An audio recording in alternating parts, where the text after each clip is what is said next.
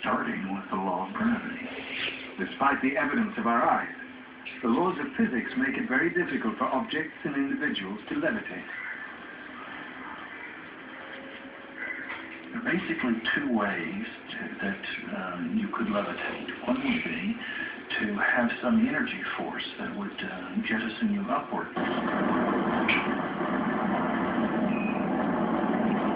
And the second method is to somehow dispense with or eliminate the force of gravity.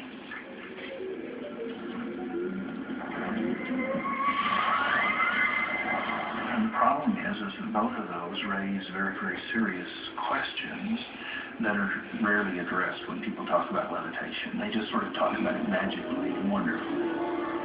But in fact, if you had a force that could propel you upward, because of Newton's third law, you would also have a force pressing downward. Newton's third law states that for every action that occurs, there will be an equal and opposite reaction. For example, when we blow up a balloon and release it, and the balloon goes forward, but there's a jet of air going out the back. We're all aware of this. Or a rocket goes up, and of course there's a great blast of force going down. But there's no rocket blasting this yogi aloft. No equal and opposite reaction to satisfy Newton's third law. And that's not the only problem with human levitation.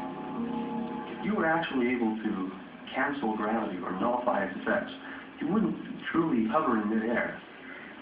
What would happen is you would tend to recede away in the direction of the spin of the Earth. The Earth is turning, and so as you were over the surface of the Earth and you levitated from the surface, you would continue in a tangent path, a straight line away from the surface of the Earth, gradually gaining altitude. You would not come around the world and land on some other spot. You would go flying off into space as the tethers of gravity were cut.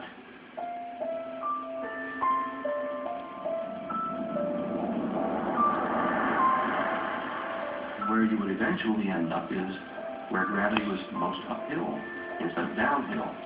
If you were to fall away from the Earth or away from the source of gravity, you'd go to the highest point, and that would be where the least mass in the universe is, perhaps. It's hard to say because the universe is a big place and there's mass everywhere, but surely you'd find a place of balance. This is fraught with difficulty, this levitation business. It sounds good, but it's just the kind of thing that the imagination enables us to do, but that physics does not allow us to do.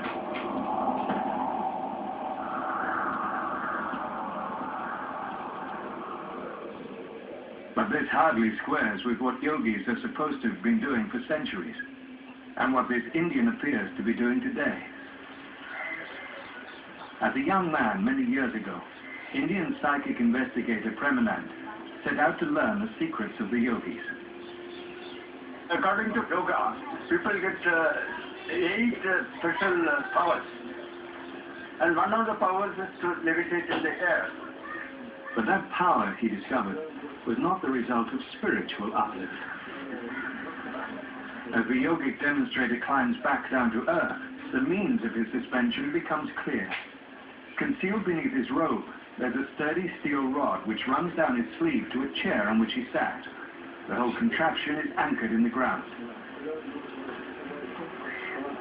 This rod takes the weight of the person completely. And this is the trick that they have been using all along for hundreds of years. But if India is now exposing the tricks of its less scrupulous gurus, America and Europe still have a few of their own to explain. One of the most celebrated psychics of the 20th century was the Brazilian Carlos Mirabelli, a seance medium. This levitation confirmed many people's belief in his paranormal powers. And millions were enthralled by the Victorian spiritualist Daniel Douglas Hume, an American-born medium who convinced high society from the US to Russia of his amazing psychic talent. Known as the medium who was never exposed, Hume was the most celebrated of all the Victorian psychics. And one event from his controversial life provides the most often cited testimony for human levitation. Aged 35, Hume was already famous worldwide as a medium who could perform all kinds of paranormal feats. He had many aristocratic friends and enjoyed a particularly close relationship with the young Lord Adair. On this evening in December 1868, Hume proposed that his friend should take part in a seance. What happened next has puzzled investigators for over a century. Lord Adair's account suggests that Hume's body took on a strange form.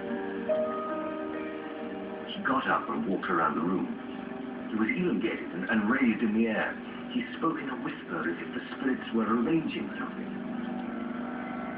The other witnesses later claimed that they'd seen flashes of light and a shape like a bird fluttering around Hume's head.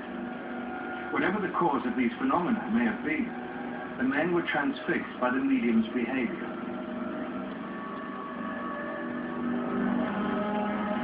Hume instructed the three men to remain in their seats while he went into an adjoining room. The aristocrats hardly dared move. They heard the window opening in the next room. As they peered through the darkness, the figure of the psychic suddenly appeared at their window.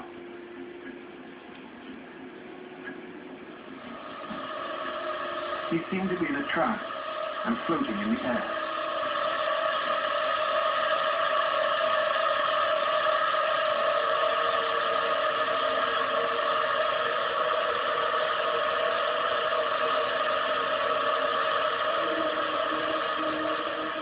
Subsequent press reports were even more dramatic than the accounts given by Lord Adair and his friends.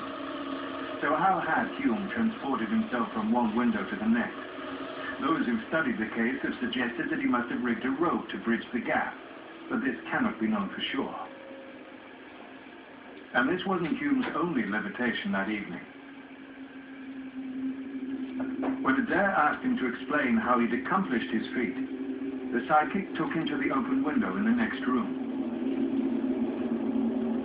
This is what Lord Adair said he saw.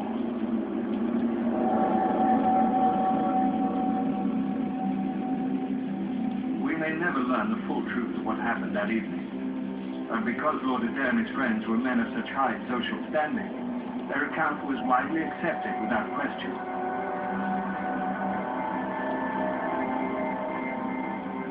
Hume's feat remains a mystery. But what of the levitating medium Carlos Mirabelli? Can we believe the camera never lied? A closer look reveals telltale signs that the picture has been altered. The negative has been doctored, and the stepladder Mirabelli was standing on has been neatly painted out. Human levitation may be possible, but not yet. Right now, it's easier to levitate a 60-ton locomotive than lift a human in the air.